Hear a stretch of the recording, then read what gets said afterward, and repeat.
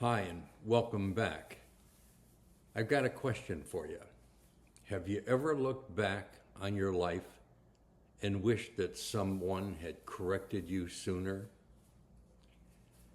As we look into discipline, it really is an act of love.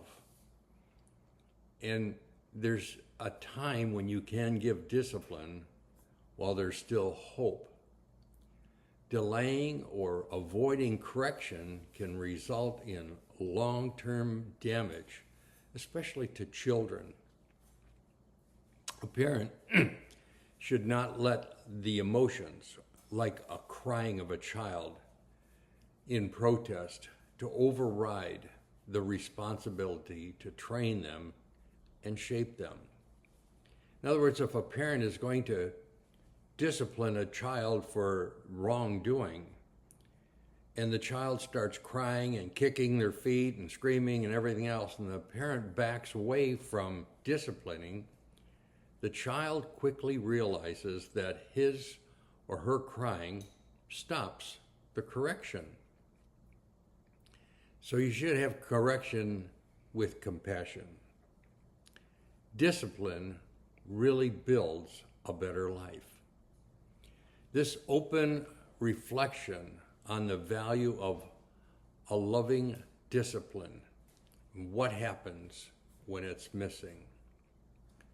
Discipline isn't punishment, it's instructions, and protects and redirects the energy of that child or young person. Even God had to discipline his children for the very same reasoning. Chastening the son while there is hope, and let not thy soul spare for his crying, is one of the proverbs that King Solomon mentioned. He said, while there is hope, while they're young enough to learn and not set in their ways, it's hard to teach older people to change the way they're living. They're set in their ways. Young people can still learn. The earlier we begin training a child, the more of an impact it has. Don't wait until rebellion or bad habits are rooted so deep that it could be just too late.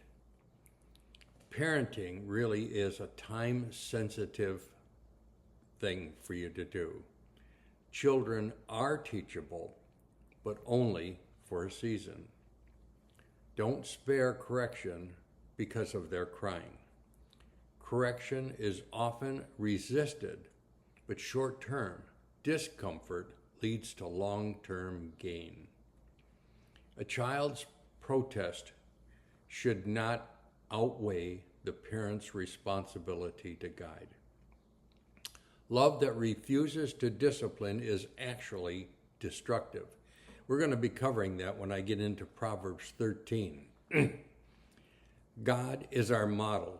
He's our standard. God corrects those who he loves.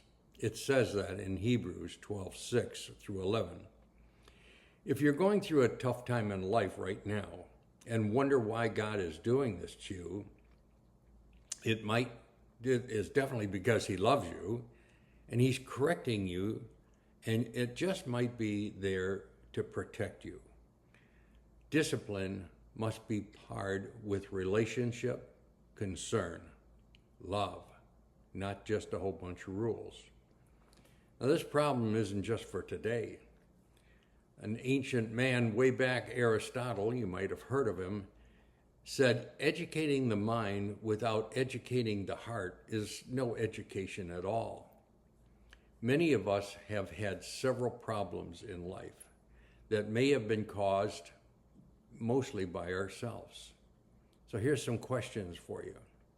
Why does healthy correction look like? What does it look like in a family?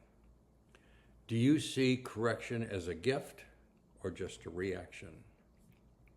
Here's some wisdom for you. Parents, be consistent and loving in your discipline with your children.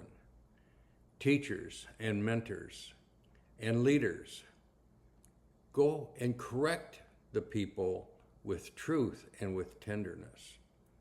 Everyone wants to receive God's correction with humility. And if you're going to be asking for help, ask to have the strength to correct and the grace to guide others while there's still time in their lives. The proverb I just mentioned will be following on the screen. If you can, read it out loud to yourself and have a great day.